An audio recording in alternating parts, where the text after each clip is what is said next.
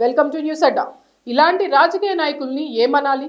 Station Ghanpur MLA Kadiyam Srihari BRS తరపున గత ఎన్నికల్లో గెలిచారు. ఆ తర్వాత కాంగ్రెస్ కు మద్దతుగా వ్యవహరిస్తూ ప్రస్తుతం అనర్హత వేటు విచారణను ఎదుర్కొంటున్నారు.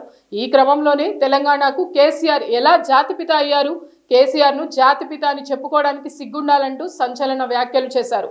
దీంతో కడియం శ్రీహరిని బీఆర్ఎస్ నేతలు ఏకిపారేస్తున్నారు. రాజకీయ అవసరాల కోసం రంగులు మార్చే కడియం వంటి నేతలకు కేసీఆర్ను విమర్శించే అర్హత లేదని ఫైర్ అవుతున్నారు. కడియం ఇప్పుడు ఏ పార్టీలో ఉన్నాడో ఆయనకే స్పష్టత లేదని ఎద్దేవా చేస్తున్నారు.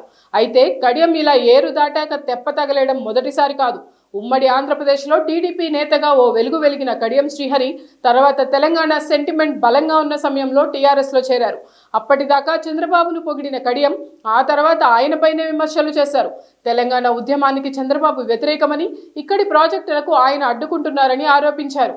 టీడీపీలో తెలంగాణ నాయకులకు గుర్తింపు లేదని కూడా వ్యాఖ్యానించారు.